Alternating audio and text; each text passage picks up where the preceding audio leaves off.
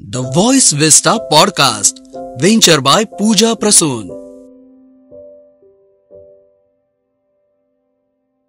The Voice Vista Podcast proudly presents Candid Podcast Super 11 Uncut म्हणजेच unedited super 11 season 3 मध्ये आपलं सगळ्यांचं स्वागत आहे. महिला सक्षमीकरण म्हणजे शाश्वत भविष्याची गुरुकिल्ली असं म्हटलं जातं.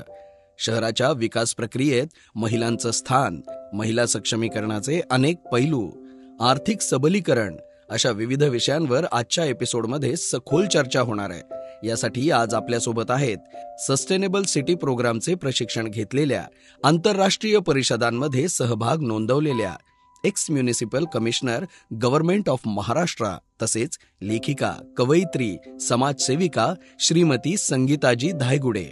वुमन एम्पॉवरमेंट या विषयावरील त्यांचे अनुभव संपन्न विचार जाणून घेण्यासाठी संगीताजी यांच्यासोबत संवाद साधणार आहेत माजी शिक्षण सहसंचालक श्री नितीनजी उपासनी. आजचा विषय वुमन एम्पॉवरमेंट. तेव्हा सुरू करूयात आजचा कॅन्डिड पॉडकास्ट.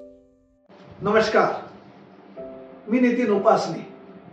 शिक्षण विभागातून काम करताना मी तुम्हाला मागच्या वेळेस म्हटल्याप्रमाणे वेगवेगळ्या सेक्टरचा परिचय होतोय आणि ह्या परिचयातनं लक्षात जी बाब आली ती प्रकर्षाने एकच होती की शिक्षण विभागाच्या व्यतिरिक्त सुद्धा असे असंख्य क्षेत्र आहे की जिथे प्रत्येकाने आपल्या स्वतःच्या कर्तृत्वाचा ठसा उमटवलेला आहे. मग अशा वेगवेगळ्या क्षेत्रांवरती आपण पूजा प्रसूनच्या कोलॅबोरेशन मध्ये असलेल्या व्हॉइस विस्टा या पॉडकास्ट मध्ये आपण भेटतोय. गेल्या असंख्य एपिसोडच्या माध्यमातून आपण भेटताना 36 एपिसोड कधी पूर्ण झाले आपल्याला कळालंच नाही. अशा 36 रत्नांना, वेगवेगळ्या क्षेत्रातल्या व्यक्तींना आपण ऐकताना जो भरभरून प्रतिसाद दिला, जे वेगवेगळ्या गोष्टीतून आपण आम्हाला सूचना दिल्या, मेसेज असेल, मेल असेल आणि इतर माध्यमातून सूचना दिल्या, म्हणून त्याच्या पुढच्या टप्प्यामध्ये आज वळतोय, ज्याचा स्पेशल एपिसोड आपण इथे करतोय. व्हॉइस विस्टा पॉडकास्टचा हा स्पेशल एपिसोड करताना मनपूर्वक असा आनंद होतोय की एक वेगळं व्यक्तिमत्व आज तुमच्या पुढे आम्ही घेऊन येत आहोत. हे वेगळं व्यक्तिमत्व काय आहे तर खरं म्हणजे आपण समाजामध्ये जेव्हा बघतो, समाजातल्या असंख्य घडामोडी घडताना पाहतो, तेव्हा जाणवतं ते असं की एखादी नारी शक्ती या देशाला, या समाजाला, या राष्ट्राला, स्वतःला, कुटुंबाला दिशा देताना स्वतःला सांभाळत प्रशासकीय काम सांभाळत आपण कसं घडवतो हे तसा समाज घडावा, समाजात आमूलाग्र बदल घडावा असं ज्यांना वाटतं असे व्यक्तिमत्व पण आपल्या पुढे आले पाहिजेत ना, हो की नाही? आणि मग राजमाता जिजाऊंची ही जन्मभूमी कर्मभूमी, राणी लक्ष्मीबाईंची ही जन्मभूमी कर्मभूमी, अशा वेगवेगळ्या व्यक्तिमत्वांचाच पावलावर पाऊल ठेवून सामाजिक असू देत, प्रशासकीय असू देत आणि राजकीय असू देत, अशा वेगवेगळ्या क्षेत्रामध्ये ज्या व्यक्तिमत्वांनी स्वतःची त्या ठिकाणी सोडलेली आहे, स्वतःच्या कर्तृत्वाचा ठसा उमटवलेला आहे, अशातलंच आज एक व्यक्तिमत्व आम्ही तुमच्या पुढे घेऊन येत आहोत. कोण आहेत ते तर ग्रामीण भागातून स्वतःला घडवताना प्रशासकीय पदाला गवसणी घालून आपण स्वतःचं कर्तृत्व सिद्ध करताना ज्यांनी समाजासाठी आणि राष्ट्रासाठी या उपक्रमातून किंबहुना सामाजिक योजनांमधून स्वतःचा ठसा उमटवला असं एक व्यक्तिमत्व आपल्या पुढे येत आहे. ग्रामीण भागातल्या म्हणजे सातारा जिल्ह्यातल्या ग्रामीण क्षेत्रातून शिकता इयत्ता 10वी मध्ये असताना समाजाच्या आणि कुटुंबाच्या रेट्यापोटी वयाच्या 15व्या वर्षी लग्न झालं. वयाच्या 15व्या वर्षी लग्न झाल्यानंतर स्वतःला शिक्षणाची आवड होती म्हणून लग्न झाल्यानंतर इयत्ता 1ली मध्ये मुलगी, इयत्ता 5वी मध्ये मुलगा आणि स्वतः 12वीची परीक्षा दिली. नुसती दिली नाही, मोठ्या चांगल्या यशातून त्यांनी त्या प्रमाणपत्राला गवसणी घातली. इथे थांबल्या नाहीत. लग्न झाल्यानंतर वयाच्या 30व्या वर्षी पोलीस डिपार्टमेंट मध्ये असलेल्या आपल्या पतीचं निधन झाल्यानंतर असं कुठेतरी मनात हुरहुर वाटायला लागली की मला माझं कुटुंब उभं करायचंय, मला माझ्या मुलांना घडवायचंय, मला या राष्ट्राप्रती काहीतरी करायचं आहे आणि म्हणून मी कुठेतरी ऍडमिनिस्ट्रेशन मध्ये गेली पाहिजे, प्रशासकीय सेवेत गेली पाहिजे. अशा प्रशासकीय सेवेत मी काही करू शकेल का, मला करता येईल का, मी करू का, अशा सगळ्या भावनेतनं ज्यांनी वयाच्या 30व्या वर्षी MPSC द्यायला त्याचा प्रयत्न केला.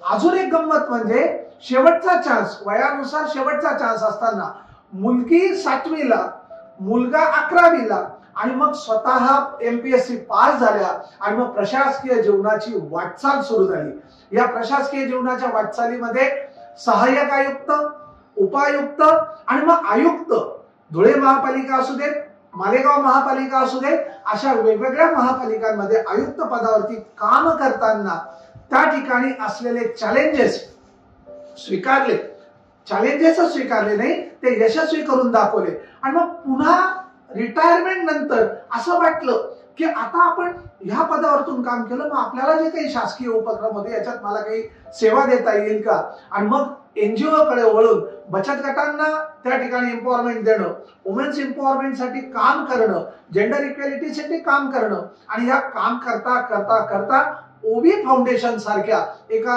NGOच्या माध्यमातून बचत गट आणि इतर गटांना साथ देऊन मोठं करणं, एवढंच नाही बचत गटांना राष्ट्रीय पातळीचं पारितोषिक मिळवून देणं, प्रशासकीय जीवनातलं, प्रशासकीय सेवेतलं एक स्वतःचं कर्तृत्व सिद्ध केलं, असं थोर व्यक्तिमत्व आज आपल्याकडे स्पेशल एपिसोड मध्ये आलेलं आहे। मी स्वागत करतो आपल्या धुळे महापालिकेच्या, मालेगाव महापालिकेच्या माजी आयुक्त श्रीमती संगीता उत्तम धायगुडे यांचं। मॅडम नमस्कार। नमस्कार।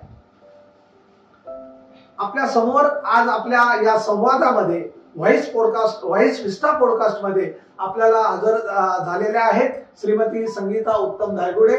मॅडम नमस्कार। आणि आनंद झाला की या पॉडकास्ट मध्ये आपण सहभागी झाला। खरं म्हणजे प्रशासकीय जीवनात तुम्ही खूप उत्तुंग यश गाठलं, पण त्याही नंतर रिटायरमेंट मध्ये या राष्ट्राप्रती, या समाजाप्रती, या महिलांप्रती, या महिलांच्या तळागाळातल्या महिलांप्रती तुमची जी निष्ठा होती, तुमची जी काम करण्याची आवड होती, त्याच्यात तुम्ही रमलात आणि एक चांगलं असं स्वतःचं कर्तृत्व, स्वतःची इमेज, स्वतःची प्रतिमा तयार केली। याबद्दल आज या पॉडकास्ट मध्ये आपण आल्याबद्दल पुनश्च एकदा आपलं स्वागत करतो आणि आपल्या संवादाला सुरुवात करूया। मॅडम, या प्रशासकीय जीवनात मी आताच जसं म्हटलो की तुम्ही मुलं लहान असताना, मुळातच तुमचं कमी वयात लग्न झालं, मुलं लहान, तिथून तरीही तुम्ही शिक्षणाची कास सोडली नाही आणि शिक्षणाची कास न सोडता नुसतं शिक्षण नाही घेतलं तर प्रशासकीय जीवनात आलात। याबद्दल थोडक्यात तुमचं मनोगत सांगा। सातारा जिल्ह्यातलं आंधळी हे छोटंसं खेडेगाव, आई वडील अशिक्षित आणि शेतकरी, या घरातून जन्म झाल्यानंतर 7वीत शिक्षण थांबलं होतं, कारण गावात शाळाच नाही। 7वी नंतर 10वी पर्यंत मामांकडे बारामतीला शिकले। 10वीचा प्रिलिमची परीक्षा चालू असताना साखरपुडा झाला आणि मेन्स परीक्षा झाल्यानंतर लग्न झालं। लग्न झाल्यावर पहिल्याच दिवशी पुस्तक वाचायला सुरुवात केली। नवऱ्याने मला पहिली कादंबरी लग्नाच्या पहिल्या दिवशी वाचायला दिली, लग्नाच्या पहिल्या रात्री, आणि त्यानंतर माझ्या हातातून जे पुस्तक पडलं नाही ते आज तागायत, आणि म्हणून आज इथे आहे। सो लग्नानंतर 13 वर्षानंतर हाऊसवाईफ म्हणून, चांगली गृहिणी म्हणून कामं करत असताना किंवा सगळ्या कर्तव्य बजावत असताना असं वाटलं की शिक्षण अर्धवट राहिलं, ते पूर्ण करायला हवं।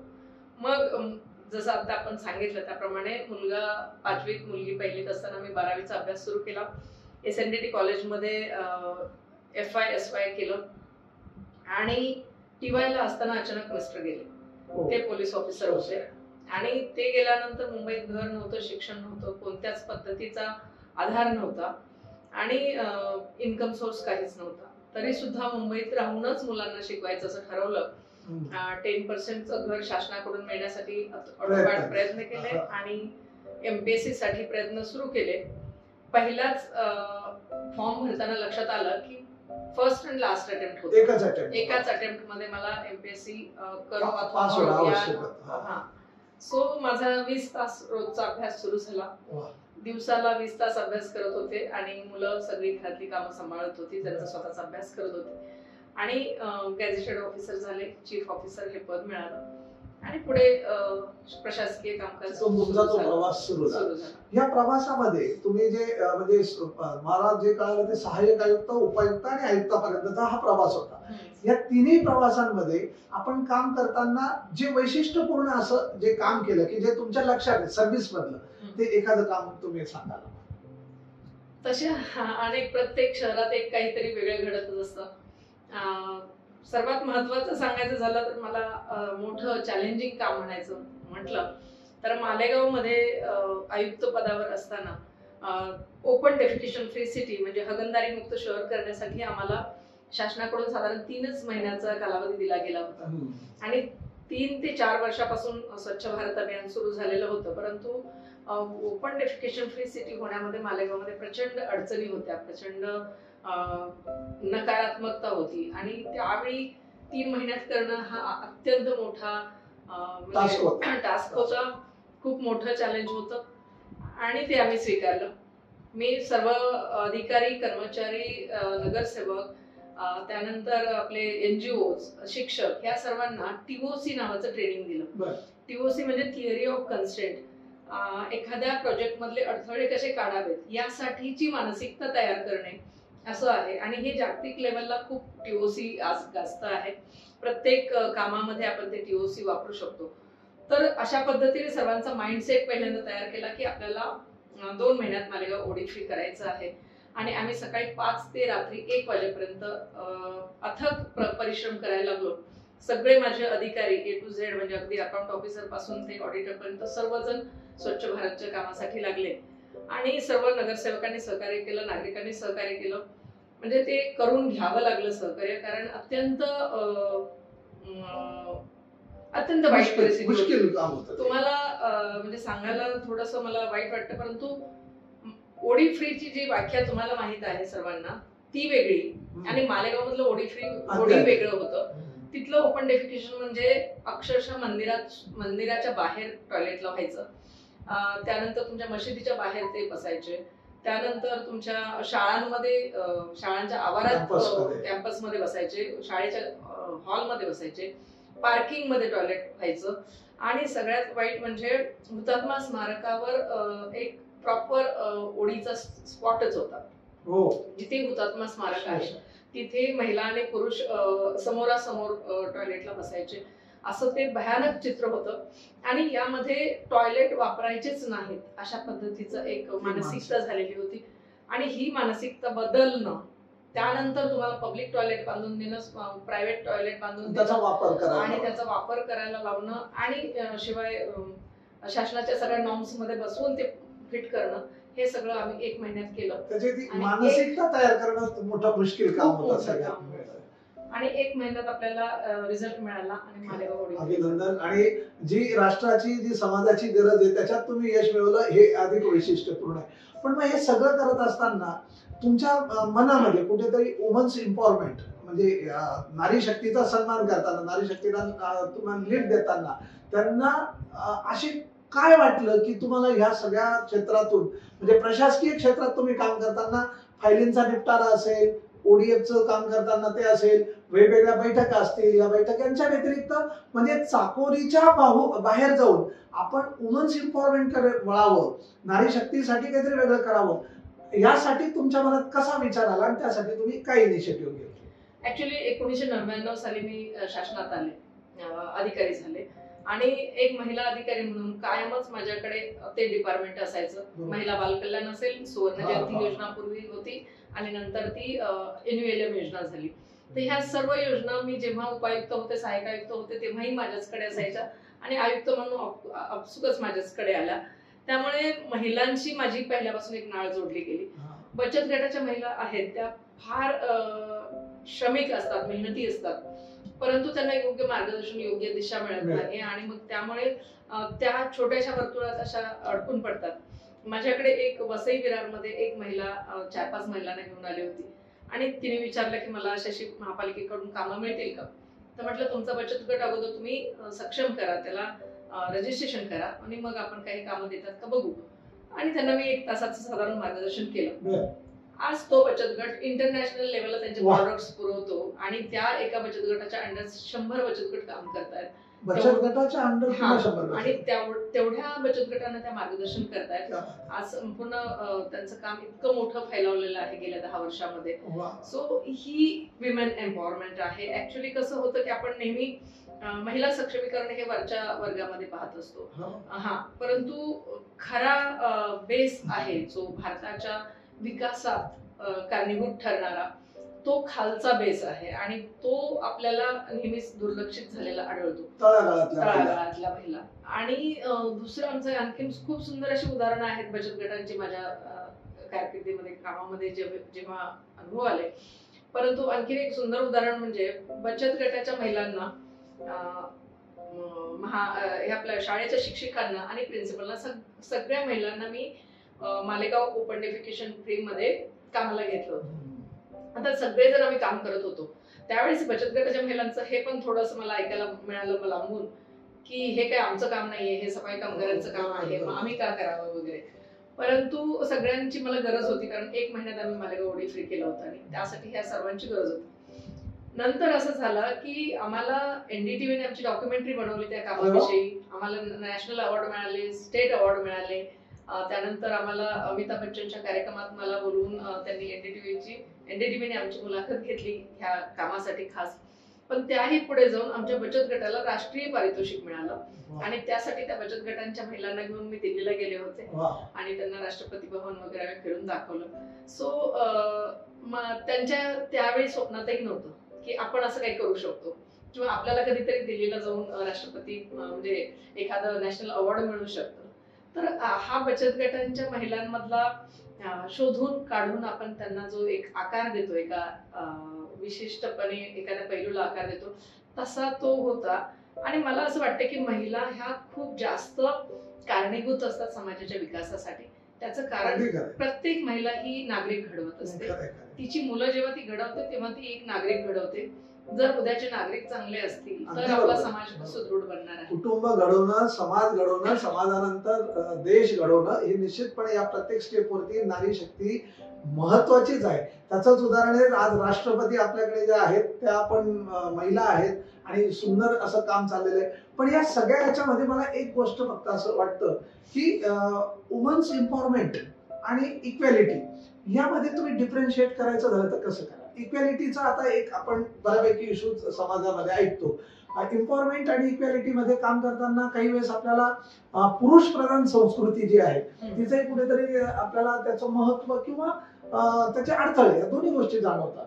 म्हणजे आजही बिहार सारख्या राज्यामध्ये किंवा झारखंड सारख्या राज्यामध्ये आपल्याला तिथे इक्वॅलिटीवरती काम करण्याची गरज पडते, आपल्याला लक्षात येतं. पण महाराष्ट्र हा पुरोगामी झाला, महाराष्ट्र त्याच्यामध्ये समृद्ध झालेला आहे. मग ह्या दोघांना तुम्ही थोडक्यात कसं डिफरन्शिएट करा? ऍक्च्युली महिला सक्षमीकरण हे हा एकच टॉपिक जर आपण घेतला तर असं लक्षात येतं आपल्या की बऱ्याचदा महिला सक्षमीकरण हे मध्यम वर्ग आणि उच्च वर्ग यामध्ये खूप जास्त फेमस किंवा असं त्याला ग्लॅमर आहे.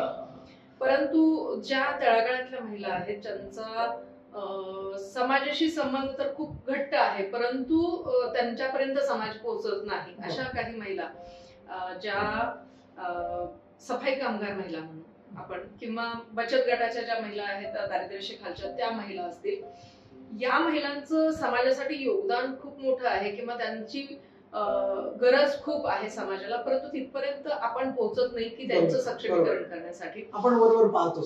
आणि सक्षमीकरण म्हणजे माझ्या दृष्टीने फक्त अधिकारी होणं किंवा एखादी डॉक्टर इंजिनियर होणं एवढं नाही. सक्षमीकरण म्हणजे तुम्ही जर तुमचं काम सांभाळून एखादी सफाई कामगार महिला, आता मी काही महिन्यांपूर्वी मी काही अवॉर्ड्स दिले त्याच्यामध्ये सफाई कामगार महिलेचा मुलगा नॅशनल लेवलला क्रिकेट खेळतो. एखादा सफाई कामगार महिलेच्या 2 मुली डॉक्टर झालेल्या आहेत आणि स्पेशालिस्ट डॉक्टर झालेल्या आहेत. अशा पद्धतीने जेव्हा ती समाज घडवते, ती मुलांना घडवते, तेव्हा ती समाज घडवत असते. तिने आज 2 उद्याचे डॉक्टर घडवले, तिने उद्याचा क्रिकेटपटू घडवला, म्हणजे तिने समाज घडवला ना. मग तिचं सक्षमीकरण हे त्याकडे पण तितक्याच बारकाईने आपण लक्ष देणं फार गरजेचं आहे, म्हणजे जी तळागाळातली महिला आहे. आणि दुसरं असं की तुम्ही इक्वॅलिटी म्हणाला तर समाज कितीही पुढे गेला, आज आपण म्हणतो आहोत की सगळीकडे आहे समानता, बऱ्यापैकी आहे, म्हणजे आपल्यासारख्या लोकांना ती दिसते आहे. परंतु खाली पाहिलं तर आपल्या घरातली कामवाली बाई जर पाहिली तर अजूनही पाहतो आपण ती काम करून नेते, नवरा संध्याकाळी तिच्याकडून हिसकून घेतो ते पैसे आणि दारू प्यायला खर्च करतो.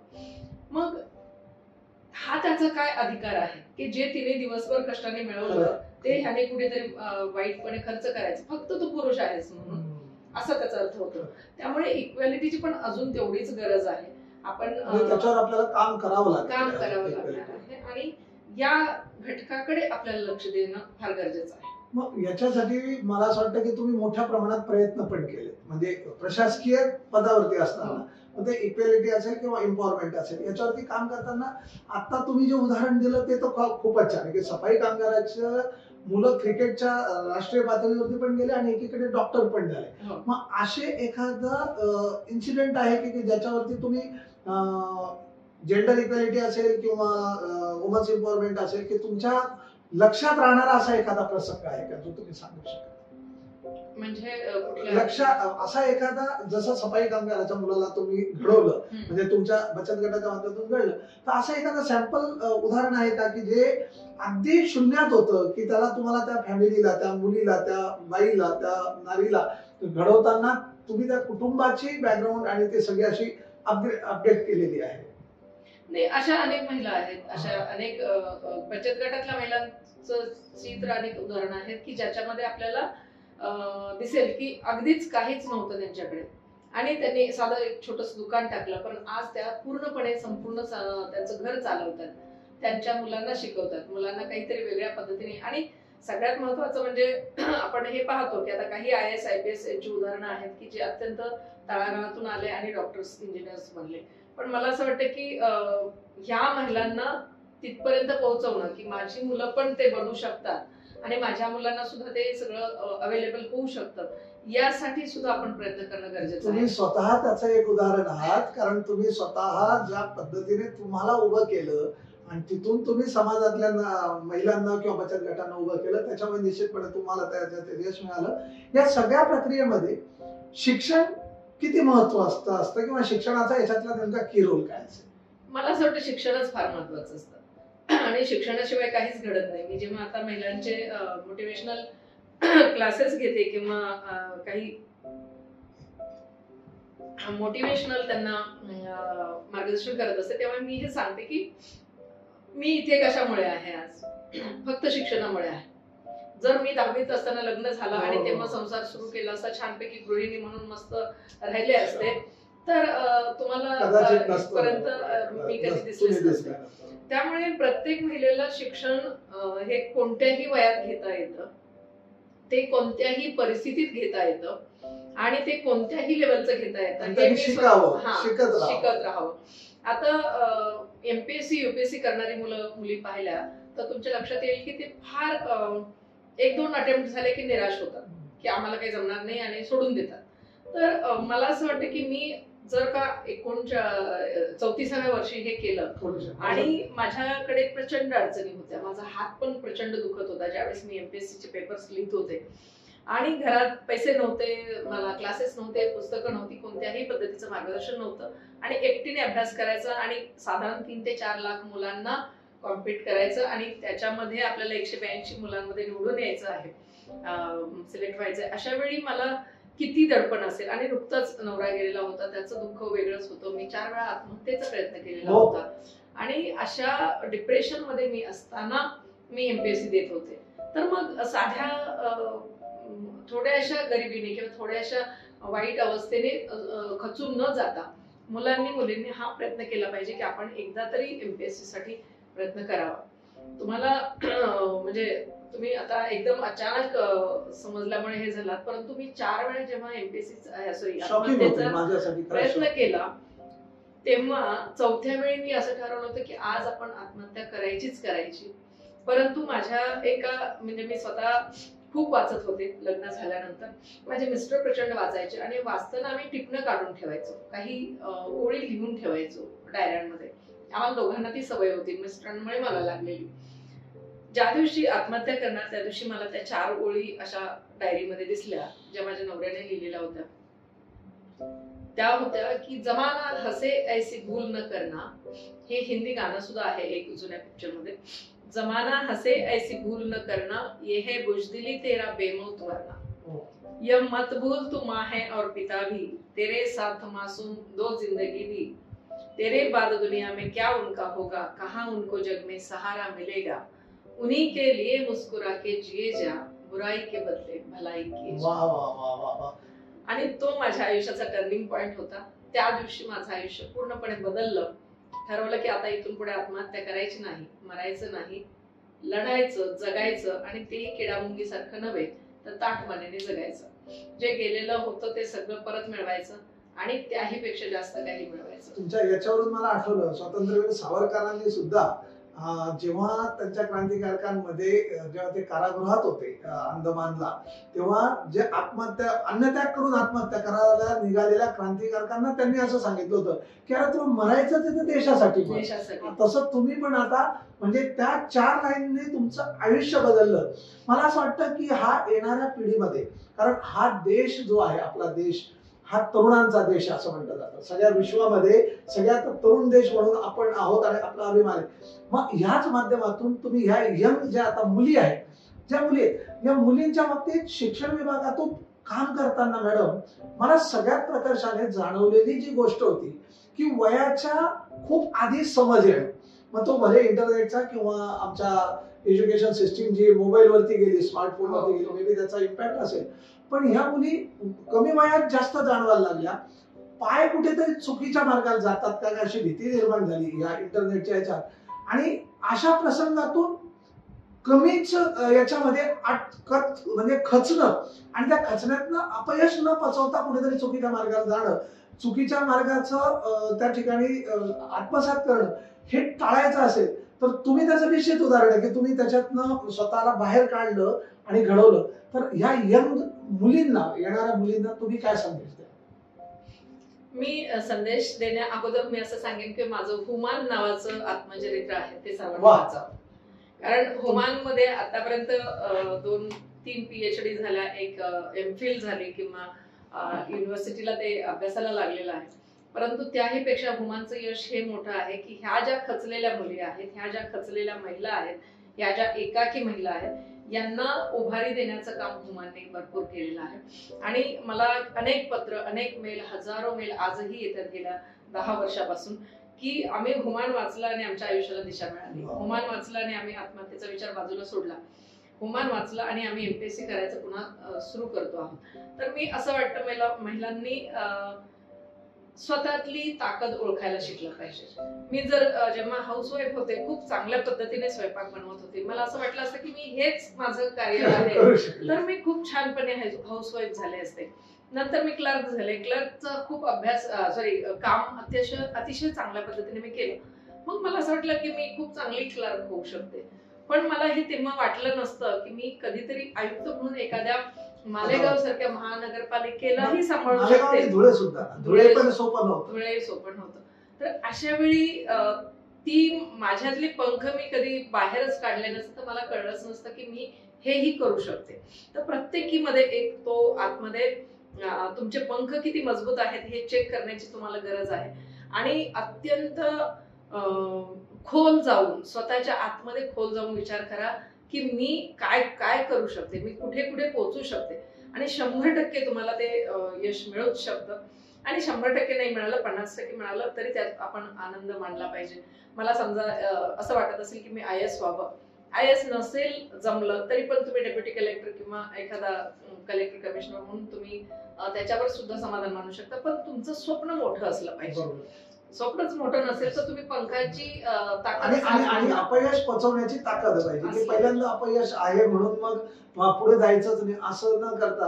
मग याच्यातनं परत एक गोष्ट मला असे म्हणजे विचाराविषयी वाटते की आपल्या ज्या सरकारी योजना आहेत, एज्युकेशन आपल्या संपूर्ण सरकारी योजना, या सरकारी योजना आणि सोसायटी म्हणजे सोसायटीतला समाजातला सगळा घटक यांना एकमेकांशी संवाद साधताना, यांना एकमेकांशी सुसंवाद करताना आपण काय टिप्स द्याव्या की जेणेकरून या सगळ्या योजना समाजातल्या तळागाळापर्यंत पोहोचतील आणि समाजातल्या लोकांनाही त्या योजनांचा कसा खऱ्या अर्थाने उपयोग करून घेता येईल. आता शासकीय अधिकारी म्हणून मीही काम केलं आहे. मला बचत गटांबद्दल आता सांगितलं तसं सफाई कामगारांबद्दल प्रचंड आदर आणि प्रेम आहे. परंतु काही मर्यादा अधिकाऱ्यांना ह्या पडतात की अधिकाऱ्यांना प्रचंड योजना राबवायच्या असतात, बाहेरची भरपूर कामं असतात, ऑफिस मधली भरपूर कामं असतात आणि या कामांमध्ये त्यांना आणखी वेगळ्या पद्धतीने वेगळा वेळ त्यांना देता येत नाही.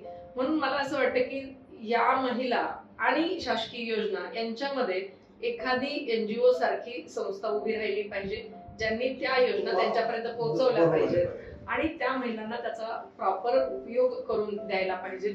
आणि म्हणून मी आता रिटायरमेंट नंतर माझी स्वतःची एक एनजीओ सुरू केली आणि मी महिला सक्षमीकरणाचे मला हे माहित आहे की तुम्ही अशा सगळ्या योजनांची म्हणजे सरकारी योजना तळातल्या बचत गटापर्यंत किंबहुना महिलांपर्यंत पोहोचवण्यासाठी ओबी फाउंडेशनची एक संस्था स्थापन केली आहे, जिचं लॉंग फॉर्म आहे आउटस्टँडिंग वुमेन्स ऑफ इंडिया. भारतातल्या आउटस्टँडिंग वेगळ्या असलेल्या कर्तृत्व असलेल्या महिला, ज्याच्यातली एक आज आम्ही बोलवलेली आहे, ज्यांच्याशी संवाद साधतो आहे, अशा OWIच्या तुमच्या ओबीच्या फाउंडेशन बद्दल थोडं सांगा. आउटस्टँडिंग विमेन ऑफ इंडिया ही संस्था स्थापन करण्यामागे मूळ पुन्हा तोच उद्देश होता की महिला सक्षमीकरण, आणि दुसरा उद्देश होता की शिक्षण, ज्यावेळी तुम्ही अगोदरच बोललेले आहात. कारण शिक्षण हाही अत्यंत महत्वाचा घटक आहे. शिक्षण असेल तरच आपण पुढे काहीतरी करू शकतो आयुष्यामध्ये. त्यामुळे मला असं वाटलं की सफाई कामगार महिला ज्या कायम दुर्लक्षित असतात, जर्मनीत मी 1 वर्षाचं सस्टेनेबल अर्बन मॅनेजमेंटचं ट्रेनिंग घेताना मला लक्षात आलं की तिथला सफाई कामगार हा किती सक्षम, किती सुदृढ, किती लकी आहे, किती नशीबवान आहे. आणि आपल्याकडचा सफाई कामगार हा किती वाईट आहे. तिथे आजही मर्सिडीज गाडीतून कचरा उचलला जातो आणि त्या गाडीला, त्या कचऱ्याला जिथे महिलेचा हात आतमध्ये किचन मध्ये लागतो, त्यानंतर ती रिसायकल होऊन आलेली वस्तू तेव्हाच हात लागतो. आपल्याकडे मात्र सफाई कामगार गटारात उतरतात आणि त्यांचे तो जो दूषित वायू असतो त्यामुळे अनेकदा मृत्यू होतात. म्हणजे इतकी वाईट अवस्था सफाई कामगारांची आहे. मग यावेळी बहुधा असं दिसून येतं की सफाई कामगार हे अत्यंत घाणेरडं काम किंवा वाईट काम आहे म्हणून व्यसनाधीन होतात, की जेणेकरून ती जी घाण आहे दिवसभराची नाकात बसलेली ती निघण्यासाठी संध्याकाळी ते दारूच्या अधीन जातात. मग अशा वेळी सफाई कामगार महिलांनी काय करायचं? त्या दारू तर पीत नाही, पुरुष असे करतात, पण महिला घरी जाऊन तिला मुलांचा स्वयंपाकही करायचा असतो, मुलांना शिक्षणही द्यायचं असतं, त्यांना घडवायचंही असतं. मग अशा वेळी ह्या सफाई कामगार महिलांकडे त्यांच्याकडे सशक्तीकरण त्यांचं करण्यासाठी कोणीच पाहत नाही.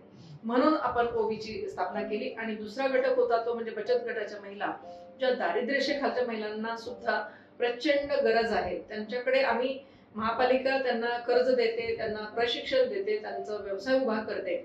परंतु व्यवसाय उभा केल्यानंतर त्यांच्या मार्केट आहे का मालाला हे कोणी पाहत नाही. म्हणजे आम्ही पाहतच नाही, कारण आमच्याकडे तेवढा वेळ नसतो अधिकाऱ्यांकडे. निर्मिती झाली पण विक्री नाही. हा, आणि तर मग त्यांचा विकास होत नाही. दुसरा भाग आहे की त्यांचं आरोग्य याकडे कोणी लक्ष देत नाही. त्यांच्या मुलांचं शिक्षण याकडेही आपल्याला लक्ष द्यायला वेळ नसतो. मग अशा वेळी या गोष्टींचं काम आपण करायचं. जिथे शासन थांबतं तिथून पुढे जे ओबीने जबाबदारी घेतली. आणि मग या मुलांना, या महिलांच्या मुलांना मला पुढे IAS IPS झालेलं पाहायचं. म्हणजे फार चांगलं गोल पण तुम्ही गृहीत धरलंय. या सगळ्याच्या तुमच्या आता बोलण्यात आलं की यांचे काही प्रोडक्शन्स असतात, म्हणजे बचत गटांचे वगैरे जे निर्माण करतात, त्याला मार्केट नाही. मग हा आता एक ग्लोबली इम्पॅक्ट पण आहे. म्हणजे काही उदाहरणं असे पण आहे की तुमच्या काही वस्तू एक्सपोर्ट पण होतात म्हणजे बचत गटांच्या. मग ह्या सगळ्या गोष्टींमध्ये ग्लोबली आणि आपल्या राष्ट्रीय पातळीवरती यात काही अडथळे आहेत का, जे अडथळे आपल्याला दूर करण्यासाठी सरकारी एजन्सी किंवा इतर सोसायटीचा पण उपयोग होईल, अशा काही तुम्हाला हर्डल्स त्याच्यात वाटतात का? याच्यात हर्डल्स खूपच आहेत. मुख्य म्हणजे जी बचत गटाची महिला आहे तिला बाहेरच्या मार्केटचं विशेष ज्ञान नसतं. जे अगदी आजूबाजूला जेवढा माल विकला जातो तेवढाच ती विकते, त्या पलीकडे तिला काही मार्केट मिळत नाही. म्हणजे इव्हन महाराष्ट्र लेवलला सुद्धा मिळत नाही. तर आम्ही आता ओबी फाउंडेशनने एक बचत गटांचा ग्रुप तयार केलेला आहे, व्हॉट्सअप ग्रुप केला, त्याच्यावर ते सगळे प्रॉडक्ट्स टाकतात. मग एखादी कोल्हापूरची महिला नागपूरच्या महिलेचा माल विकत घेते किंवा नागपूरची महिला सिंधुदुर्गच्या एखाद्या महिलेचा माल विकत घेते. अशा पद्धतीने आम्ही संपूर्ण महाराष्ट्रासाठी ते प्लॅटफॉर्म तयार करून दिलेला आहे. फेसबुकचा पण आहे, व्हॉट्सअपचा पण आहे. आणि त्याचबरोबर आपल्याला अनेक ठिकाणी असे वेगवेगळे मेळावे घेऊन त्यांच्या सेल करणं, त्यांना एक्झिबिशन कम सेल त्यांच्या प्रॉडक्ट्सना करणं, हे पण काम आता आपलं सुरू आहे. परंतु इंटरनॅशनली जर ह्या वस्तू पाठवायच्या म्हटलं तर त्याला बरीच मोठी किचकट प्रोसिजर आहे आणि त्या प्रोसिजर मध्ये या महिला तरी काम नाही करू शकत. तिथे त्यांना कोणीतरी एखाद्या संस्थेने मोठ्या किंवा एखाद्या शासकीय यंत्रणेने मदत करणं फार गरजेचं आहे. बरोबर, तो एक वेगळाच हे होतो. आणि तुम्हाला माहित नसेल कदाचित, परंतु हा जो वर्ग आहे ना तो जवळजवळ 60% आहे आपला, म्हणजे जो म्हणजे आपण पाहतो की ही आज डॉक्टर झाली, ती इंजिनियर झाली, ती पंतप्रधान झाली, ती हे झाली, परंतु हा खालचा वर्ग जो आहे तो खूप मोठ्या प्रमाणात आहे. त्यांचा विकास जर अगदीच चांगला झाला तर आपला समाज पटकन वर येण्यासाठी किंवा भारताला मोठं योगदान त्याचं मिळू शकतं. पण त्यासाठी आपल्याला त्यांच्यापर्यंत पोहोचून त्यांच्या योजना म्हणजे इंटरनल ह्या सगळ्या बचत गटांचं नेटवर्किंग वाढवावं लागेल, त्यांच्यातलं कम्युनिकेशन वाढवावं लागेल. आणि नेटवर्किंग आणि कम्युनिकेशन मध्ये इंटरचेंजेस जर त्यांचे झाले, जसं तुम्ही बोलात की सोलापूरचा माल नागपूरला गेला, नागपूरचा माल गोव्याला गेला, तर हे निश्चितपणे यांना एक मार्केट मिळेल. आणि मला असं वाटतं की याच्यात ऑनलाईन मार्केट सुद्धा नक्कीच डेव्हलप होईल. या सगळ्या गोष्टींना आपल्याला ओवी फाउंडेशनच्या मार्फत सपोर्ट करता येतो. पण अजून तुमचं मत आहे की अजून काही अशा एनजीओ तयार व्हाव्या की त्यांना ऍक्च्युअली खूप एनजीओ काम करतायत, ऑलरेडी काम करतायत आणि बऱ्याच मोठ्या लेवलला पण काम करतात याच गोष्टीसाठी. आमचा एक आता सुरुवातीचा प्रयत्न आहे, म्हणजे आम्ही अगदीच सुरुवात केलेली आहे, 1 वर्ष झालेलं आहे, परंतु अनेक एनजीओ काम करतात. पण ज्यांच्याकडे ऑलरेडी एस्टॅब्लिश्ड आहेत, ज्या एनजीओ, ज्या संस्था खूप मोठ्या आहेत, त्यांनी यामध्ये पुढाकार घेऊन शक्यतो भारताच्या बाहेर माल पाठवण्यासाठी त्यांना मदत करणं गरजेचं आहे. आणि आम्हालाही ओवी फाउंडेशनला मदत करावी त्यांनी, की जेणेकरून आमच्या महिलांचा माल आम्ही बाहेरच्या देशात पाठवू शकू. आता आपल्याकडे पाहिलं तर गोधडीची प्रकार आहे, त्याला आपण आता बाहेर रजाई म्हणतात किंवा दुलई म्हणतात. ही बाहेरच्या देशांमध्ये खूप चालते, लोकप्रिय आहे, परंतु आपल्याकडे त्याला कवडी मुलंही किंमत नाही, अशा पद्धतीने हे केलं जातं. किंवा गावाकडचे जे पदार्थ आहेत, कुरडई, पापड सारखे सुद्धा अगदी मोठ्या प्रमाणात विकले जाऊ शकतात किंवा त्याला मागणी येऊ शकते, पण त्यांना प्रॉपर असं मार्केट मिळत नाहीये. त्यासाठी आपण आता प्रयत्न करणार आहोत त्यांना, म्हणजे या एनजीओचा हा विषय झाला. या सगळ्या गोष्टींमध्ये सरकारी योजना त्यांच्यापर्यंत पोहोचण्यासाठी अशी काही प्रशिक्षण वगैरे वगैरे जर आयोजित झाले तर मला असं वाटतं त्याचा इम्पॅक्ट होईल. त्यांच्यापर्यंत ते नाहीच आहे. म्हणजे आपल्याला रिसोर्सेस तयार करणं आणि मग त्यांच्यापर्यंत पोहोचणं, तर ते नक्कीच मला असं वाटतं तयार होईल. आणि ह्या सगळ्या प्रकार याच्यामध्ये या मेन जी स्ट्रीम आहे ती नारी शक्ती आहे. पण या व्यतिरिक्त सुद्धा, म्हणजे आता तुम्ही बचत गटांवर काम करताय, तुम्ही त्यांच्या सफाई कामगारांच्या सक्षमीकरणावर काम करताय, पण मग असं वाटतं का की महिलांनी राजकीय आणि इतर क्षेत्रामध्ये सुद्धा स्वतःच एक अस्तित्व तयार करावं, आणि करावं तर त्याचा आपल्याला देशासाठी उपयोग होईल असं तुमचं 100% करावं. ज्यांच्यामध्ये जे गुण आहेत ते गुण आपण बाहेर काढले पाहिजेत आणि त्या गुणांना आपण खतपाणी घालून त्याचं वृक्ष केला पाहिजे. मग राजकीय क्षेत्र सुद्धा वाईट नसतंच, जे अगदी चांगल्या पद्धतीने तुम्ही जर केलं. ऍक्च्युली राजकीय क्षेत्र म्हणजे काय तर समाजसेवाच आहे शेवटी. परंतु होतं काय की तिथे गेल्यानंतर मग ती एक पदाची नशा चढते. पण तुम्ही पण प्रशासकीय जीवनात हे बघितलं असेल की प्रत्यक्षात त्यांच्या ऐवजी त्यांच्या म्हणजे पुरुष प्रधान संस्कृतीमुळे त्या बाजूला राहतात आणि घरचे तीच लोक ते चालवतात. सगळ्याच नगरपालिकांमध्ये मॅक्झिमम तशीच परिस्थिती असते. नगरसेवक हा नावाला, नगरसेविका ही नावाला असते आणि तिचा नवरा किंवा तिचा मुलगाच आमच्याकडे समोर येत असतो.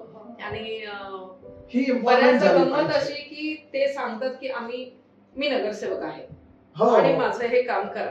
तेव्हा मी चक्क असं त्यांना सांगायचे की तुम्ही नगरसेवक आहात तर कुठल्या प्रभागाचे आहात, मग तुमचं नाव तर मला यादीत कधीच दिसलेलं नाही. नाही मी तसं नाही म्हणते, माझी बायको आहे किंवा माझी आई आहे. मग मी म्हणायचे त्यांना घेऊन या, त्यांना बोलता येत नाही, त्यांना बोलता येईल, तुम्ही त्यांना बोलायला दिलं तर, असं सांगायचे मी. आणि मी इव्हन मालेगाव मध्ये सुद्धा हे केलं. मी महिलांना त्या घेऊन यायला सांगायचे, त्या बाजूला असतील तरच मी तुमचं काम ऐकेल, अदरवाईज ऐकणार नाही. कारण नगरसेविका म्हणून त्या लोकप्रतिनिधी आहेत, त्या एक 40-50 हजार लोकांचं प्रतिनिधित्व करतात, तर त्यांना बोलायची पण संधी तुम्ही दिली पाहिजे. तुम्ही बोलायची संधीच देत नाही. असंच हे वाढत गेल्यानंतर यू विल नॉट बिलीव्ह, ज्या मालेगावमध्ये महिला बुरखा घालून असतात, ज्या हॉलमध्ये सुद्धा येत नाहीत पुरुष आल्यानंतर घराच्या, म्हणजे किचन मधून, त्या महिला माझ्याकडे यायला लागल्या. त्यांनी सांगितलं मॅडम आमच्यासाठी जिम तयार करून द्या. तुमच्याशी त्यांनी म्हणजे कम्युनिकेशन वाढवलं, आमच्यासाठी जिम तयार करा म्हणाला. आणि आम्हाला तुम्ही म्हटलं तुम्ही जाणार जिमला नक्की? तो म्हणाला हो. मग आम्हाला फक्त महिलांसाठी जिम हवी आहे. तुम्ही नाशिक रिजनला काम केलं, म्हणजे नाशिक डिव्हिजनल ऑफिसला तुम्ही काम केलेलं आहे. हो. तर ह्या सगळ्या याच्यामध्ये नाशिकची जी डेव्हलपमेंट आहे, म्हणजे आता तुम्ही बघत असाल की रस्ते असतील, इमारती असतील, आज कॉन्क्रीटचं जंगल उभं राहत आहे. त्या बाजूला एका बाजूला गंगा जी आहे ती छोटी होत चाललेली आहे, जिला आपण म्हणतोय कॉम्पॅक्ट होत चाललेली आहे. मग वृक्ष जे आहेत, झाडं जे आहेत ते कुठेतरी कमी होत आहेत. असं सगळं कुठेतरी चित्र तुम्ही यापूर्वी पाहिलंय. मधल्या काळात काही काही एनजीओ झाले की ज्यांनी वृक्षारोपण मोहीम घेतली असेल, नमामि गोदे सारखे प्रोजेक्ट घेतले असेल. ह्या तुम्ही असताना आणि आता नाशिकच्या डेव्हलपमेंट मध्ये तुमची अपेक्षा काय? ऍक्च्युली मी इथे असताना माझ्याकडे अर्बन डेव्हलपमेंट डिपार्टमेंट होतं विभागीय स्तरावर, आणि आम्ही 5 जिल्ह्यासाठी 62 शहरांसाठी काम करत होतो. त्यावेळी माझी वसुंधरा हा एक कार्यक्रम मध्ये जो शासनाचा उपक्रम चालू झाला, आणि त्यामध्ये आमच्या सर्व महापालिका नगरपालिकांनी भाग घेतला होता. आणि मला सांगायला अभिमान वाटतो की महापालिका नगरपालिकांमध्ये आम्ही झाडं लावत होतो. माझी वसुंधरा म्हणजे झाडं लावण्याचा मोठा वृक्षारोपण असेल, वृक्ष जगवणं असेल, पाण्याची पातळी वाढवणं असेल, असे उपक्रम होते. आणि त्यामध्ये सांगायला अभिमान असा वाटतो की संपूर्ण महाराष्ट्रात आपला विभाग पहिला आला होता, आणि आपण सर्वात जास्त बक्षिसं त्या काळी मिळवली होती. आणि त्याच पुढे आता म्हणजे पुढे ते काम चालूच असणार आहे, मी जरी निवृत्त झाले असले तरी. पण आपल्याला जेवढं हातात आहे, जेवढ्या यंत्रणा आपल्या हातात आहेत, जेवढे पॉवर हातात आहेत, ती वापरून जरी आपण प्रॉपर काम केलं तरी अनेक अधिकारी खूप चांगलं काम करू शकतात. जसं मी वसई विरारला उपायुक्त असताना माझ्याकडे वृक्ष प्राधिकरण हा विभाग होता. तर आम्ही 8 लाख झाडे लावली होती शहराच्या हद्दीमध्ये. तर मग ही आपण म्हणजे तशी जर मानसिकता सगळ्याच अधिकाऱ्यांनी करून घेतली की मी माझ्या क्षेत्रामध्ये मी हे काम. मला नाशिकच्या डेव्हलपमेंट मध्ये तुमच्या आता काय अपेक्षा, की आता झालेत रोड झालेत, इमारती होत आहेत, पण अजून नाशिक मध्ये काय व्हावं? नाशिक शहराचा विचार म्हणताय का? प्रॉपर नाशिक शहराचा विचार करता मला असं वाटतं की माझं सगळ्यात आवडतं शहर आहे नाशिक. आणि नाशिक मध्ये खरंच इन्फ्रास्ट्रक्चर खूप चांगलं आहे. आणि त्या दृष्टीने जर पाहिलं तर मुंबईतही आज असे रस्ते नाहीत असे नाशिकमध्ये मी असताना तरी चांगले रस्ते होते. झाडं प्रचंड लावलेली आहेत. तुमच्याकडे जॉगिंग ट्रॅक्स भरपूर आहेत नाशिकमध्ये. हे नाशिकचं खरं वैशिष्ट्य आहे आपल्याकडे. आणि सगळ्यात महत्वाचं म्हणजे आपल्यातून गोदावरी वाहते आहे, हे अत्यंत महत्वाचं आहे. आता विकासच म्हटलं तर सर्व अंगाने विकास हळूहळू घडत असतो. आजूबाजूला जी शेती आहे त्याच्यामध्येही विकास होणं गरजेचं आहे. शेतीचा विकास झाला, त्यामध्ये जर सुधारणा झाली तर एकतर ग्रामीण भागातल्या महिला आणि पुरुषांना सुद्धा काम रोजगार मिळू शकतो. नंबर 2, आपले जी मुंबईकडे जाणारी लोकसंख्या आहे त्यांनी नाशिकमध्येच राहावं, म्हणून मी सांगते की नाशिक मुंबईपेक्षा खूप चांगलं आहे राहण्यासाठी. त्यामुळे तुम्ही नाशिकमध्येच राहिलं पाहिजे. नाशिकचा विकास सर्व अंगाने फुलला पाहिजे. आणि मला खरं सांगते, म्हणजे असं मी काही आज इथे बोलते म्हणून सांगत नाही, नाशिक सांस्कृतिक दृष्ट्या सक्षम आहे. नाशिक सामाजिक दृष्ट्या चांगलं आहे. त्यामुळे आर्थिक दृष्ट्याही आहे. त्यामुळे तुम्ही फक्त आहे ते डेव्हलप करायचं, आहे ते वाढवायचं. म्हणजे आता हेच जर दुसऱ्या शहरात बोलायचं असतं तर मी त्यांना सांगितलं असतं की तुम्ही हे केलं पाहिजे, तुम्ही ते केलं पाहिजे. परंतु इथे मला तसं खरंच जाणवत नाही. म्हणजे बेस तुमचा तयार आहे, सगळं बेस सगळ्या बाजूनी तयार आहे. त्याला फक्त वाढ कशी होईल, त्यामध्ये सुधारणा कशा करता येतील, आहे ते टिकवून कसं ठेवता येईल, हेही तितकंच महत्वाचं असतं. म्हणजे एका कमिशनरने शहर स्वच्छ केलं म्हणजे दुसऱ्या कमिशनरने ते टिकवणं गरजेचं आहे. एका कमिशनरने झाडं लावली तर दुसऱ्या कमिशनरने त्याला पाणी घालणं गरजेचं आहे. अशा पद्धतीने विकास हा टिकणं फार गरजेचं असतं. शेवटी तुम्हाला असं विचारतो की आता ह्या सगळ्या घडामोडींमध्ये म्हणजे गेल्या काही दिवसांमध्ये आपण पाहत असाल की महिलांच्या बाबतीत, मुलींच्या बाबतीत, स्पेशली मुलींच्या शिक्षणाच्या बाबतीत, बालविवाहाच्या बाबतीत आजही बालविवाह काही ठिकाणी घडतात आदिवासी क्षेत्रांमध्ये वगैरे. किंबहुना मुलगी असेल तर अर्भक रस्त्यावरती टाकलं जातं, हे पण फॅक्ट सगळं पाहतात. पण हीच नारी शक्ती देशाला घडवणारी, म्हणजे आपण पाहतो, मी जसं आधी उदाहरण दिलं की राजमाता जिजाऊंनी शिवबांना घडवलं, राणी लक्ष्मीबाईंनी देश वाचवण्यासाठी घेतलेली अग्रेसिव्ह भूमिका असू देत, सावित्रीबाई फुले असू देत, किंबहुना अशा खूप महिला होत्या की ज्यांनी म्हणजे मॅडम कामा असतील या सगळ्यांनी कुठेतरी भारताच्या जडणघडणीमध्ये स्वतःच एक अस्तित्व तयार केलेलं आहे. आणि ह्या अस्तित्वातून आलेल्या आता ज्या मुली आहेत किंवा समाज आहे, या समाजाचा मुलींकडे, समाजाचा महिलांकडे पाहण्याचा दृष्टिकोन म्हणजे आजही काय असतं की इंडस्ट्री असेल किंवा एखादा मोठा जॉब असेल, नाही महिलांनी करू शकणार. स्किल वर्क असेल, महिलांनी करू शकणार. मोठ्या मोठ्या यंत्रांशी कुठेतरी त्यांचं मेंटेनन्स असेल, नाही महिलांनी करू शकणार. मग ह्या सेक्टरमध्ये ह्या सगळ्या गोष्टींमध्ये महिला तर तयार होते. तिची मानसिकता आहे. आज नेव्हीमध्ये महिला आहेत, पायलट महिला झाल्यात, रणगाडा चालवणाऱ्या महिला आहेत, आर्मीमध्ये महिला गेल्यात, मोठ्या संख्येने गेल्यात. आणि आज आपलं रिझर्वेशन पण महिलांसाठीचं रिझर्वेशनचा ऍक्ट पण पास झालेला आहे. राष्ट्रपती महिला आहेत. या सगळ्यांना सोसायटीतल्या सगळ्यांना या महिलांच्या याच्यासाठी म्हणजे एम्पॉवरमेंटसाठी असेल, महिलांबद्दल पाहण्याच्या दृष्टिकोनाबद्दल असेल, तुम्ही थोडक्यात आम्हाला संदेश द्या. महिला प्रत्येक क्षेत्रामध्ये काम करते आहे आजकाल आणि आहे ती परिस्थिती. मी 99ला जेव्हा चीफ ऑफिसर झाले, मुख्याधिकारी नगर परिषद, त्यावेळी रिझल्ट आल्यानंतर जेव्हा मी मंत्रालयात हजर होण्यासाठी गेले तेव्हा एका महिला अधिकाऱ्याने मला हे सांगितलं की हे क्षेत्र तुम्ही का निवडलं, तुम्हाला जर अजून चान्स असेल तर दुसरी परीक्षा द्या. म्हटलं काय झालं, तुम्हाला काही वेळ लागले का, हे इथे सगळे नगरसेवक असतात नगरपालिकांमध्ये, महापालिकांमध्ये, त्यांच्यामध्ये काम करायचं असतं, तुम्ही एकट्या कशा करणार. आणि त्या काळी म्हणजे 99ला फक्त एक महिला चीफ ऑफिसर होती पूर्ण महाराष्ट्रामध्ये आणि आम्ही तिघी जणी नंतर सिलेक्ट झालो होतो. सो अशा वेळी म्हणजे तुम्ही विचार करा की अर्बन डेव्हलपमेंट मध्ये शासनामध्ये ही अवस्था होती, तर बाकीच्या डिपार्टमेंटमध्ये किती वाईट अवस्था. पण आज आता पाहिलं तर आपण बऱ्यापैकी पाहतो की सर्वच क्षेत्रामध्ये सर्वच महिला कार्यरत आहेत आणि त्यांनी कोणतंच असं क्षेत्र ठेवलं नाही की रिक्षा ड्रायव्हर पासून ट्रक ड्रायव्हर पर्यंत की जी सगळी क्षेत्र प्राधान्य केलेली आहेत. त्यामुळे मग तशा अनुषंगाने मुलींना येणाऱ्या जनरेशनला एक संदेश काय? मी मगाशी सांगितल्याप्रमाणे आपले पंख मजबूत करा, पंख आजमावून पहा आणि स्वतःला कायम तपासत राहा. म्हणजे मी एका उंचीवर गेले की थांबणं असं होता कामा नये. प्रत्येक वेळी तुम्हाला स्वतःला चेक केलं पाहिजे की आपल्यामध्ये काय आहे आणि आपण ते कसं डेव्हलप करू शकतो. आणि आपली स्वतःची आवड असेल परंतु त्याचबरोबर समाजाची ती गरज आहे का हेही पहा आणि समाजाच्या गरजेप्रमाणे स्वतःची आवड त्याच्यामध्ये मोल्ड करून काहीतरी घडवता आलं तर ते तुमच्याकडून नक्कीच ग्रेट होऊ शकतं. मी आता मगाशी सांगितलं की स्वतःला चेक केलं पाहिजे, स्वतःला तपासलं पाहिजे.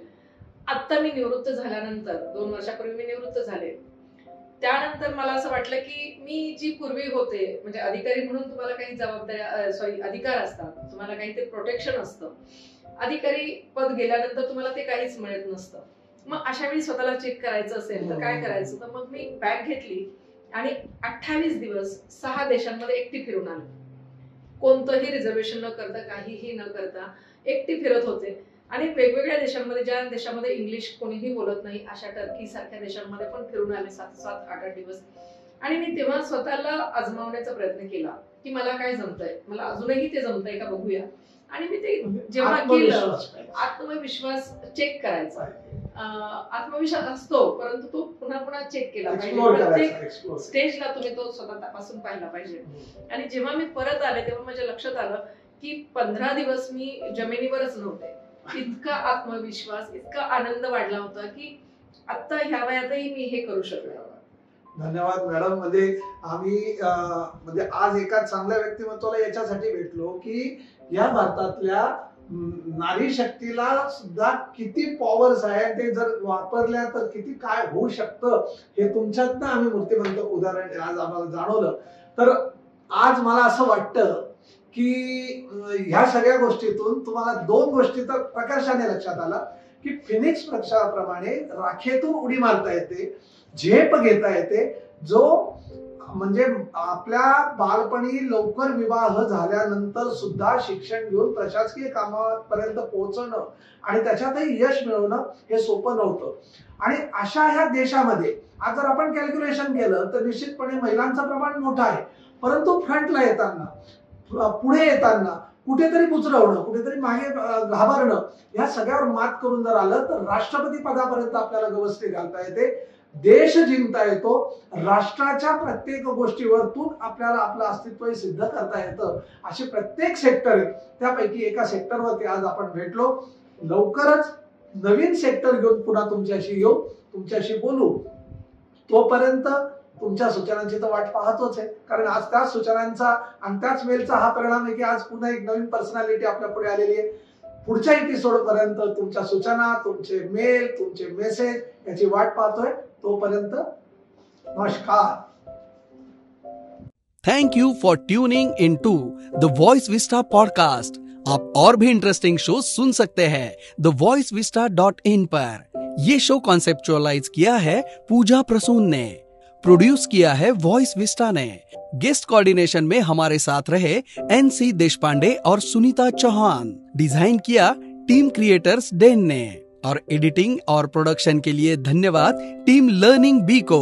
प्रोमो वॉइस दिया है राहुल ढोले ने. लाइक, फॉलो और सब्सक्राइब करना ना भूलें.